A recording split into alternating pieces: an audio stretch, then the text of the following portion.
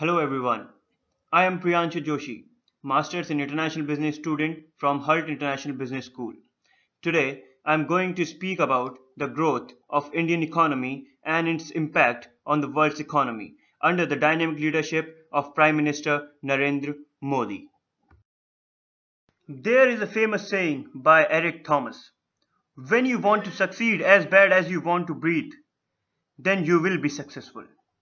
And this boy in the picture, who was born in the poor family of India, is a perfect example of that.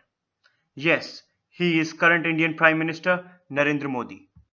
He used to sell tea at the railway station. When he was 19, he left his home and devoted his entire life in the service of the people.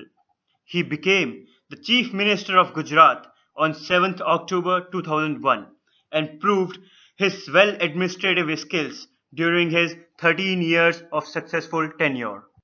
Mr. Narendra Modi was appointed as Indian Prime Minister on 26th May 2014 with a vision in mind to boost Indian economy.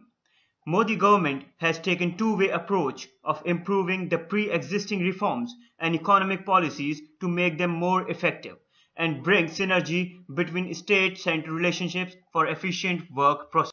But the task was not easy.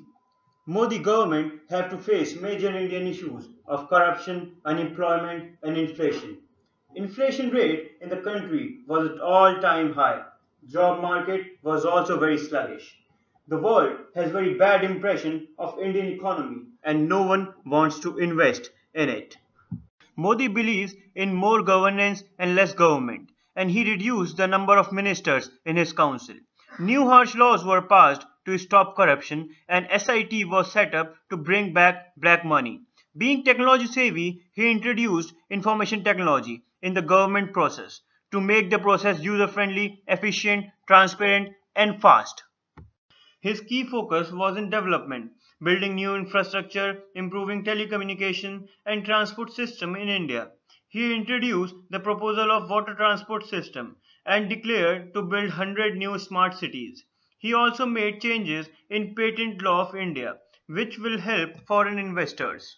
Modi was focused a lot in women empowerment. As the research suggests, when you empower a woman, you empower a family, and which leads to the growth of the country.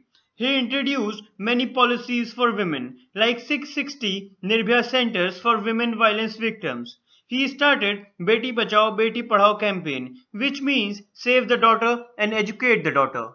India is known for its service sector, but to create more jobs and opportunities, Modi wants India to be a manufacturing hub. Therefore, he started Make in India campaign. He invited various companies of the world to make in India. He focused India's USP of cheap and skilled labor, his new business-friendly policies and increased FDI in various sectors.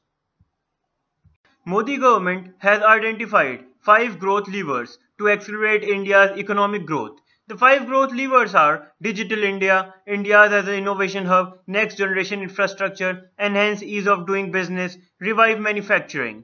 Modi government has worked with the positive intent to bring India back on track and the results are visible. All these policies and reforms has boosted India's economic conditions in just 1 year. India has created a positive vibes all over the world. Investors are looking India as a land of billion opportunities and the new budget has opened the gateway for investors. Government policies of ease of doing business and increasing FDI limits in various sectors like 49% in defense and 100% in railways has a great impact on Indian economy. Removal of general anti-avoidance rule for taxation and minimum alternate tax has cheered foreign institutional investments. Indian economy will be growing very fast in 2015. Its GDP is expected to be $2.9 trillion by the end of this year. India will move fast towards industrial-based economy and its percentage share of both service and industrial sector will increase, whereas agriculture sector will decrease. India is all set to take over the world. Indian economy growth rate is expected to grow more than that of China by 2017. As shown in the graph, India and China are the leading economies of the world. According to PwC research, by 2050, China and India will be the top two economies with 62 trillion and 41.2 trillion dollars GDP. US will take the third spot with 40 trillion. Here we can see world economies. Green color shows a growth of more than 6%. India, China, Nigeria and few more can be seen in green. Japan, Russia, Germany, Brazil will be growing at 0 to 2% growth rate. Whereas US, UK, Iran and few others will be growing with 2.1% to 4% growth rate. Venezuela seems losing control due to negative wave among traders. It is clear that India and China among BRICS are growing. China too is losing control over its growth. World have hopes on India to boost world economy. BRICS nations have planned to open BRICS Bank to support internal development and trade. Decision making has become faster after Modi government took over the control. Here we can see influence of India over the world. Prime Minister Narendra Modi with Prime Minister Shinzo Abe of Japan signing a deal of $35 billion, which Japan will invest in India in next 5 years.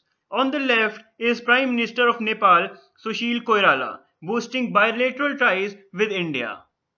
Here is the big picture. India signed a long-pending civil nuclear pact with US and plans to increase bilateral trade to $500 billion in coming years. India and China has announced a series of deals aimed at boosting economic growth in both countries. China will invest billions of dollars in railways, industrial parks and potential nuclear power in India. India and Russia are old friends. India is one of the largest importers of defense equipment from Russia. India and China has said no to put any sanctions on Russia over Ukraine crisis. On the right is Australian Prime Minister Tony Abbott.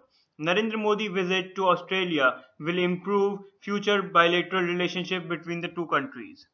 As we have seen the huge impact of Indian economy over the world.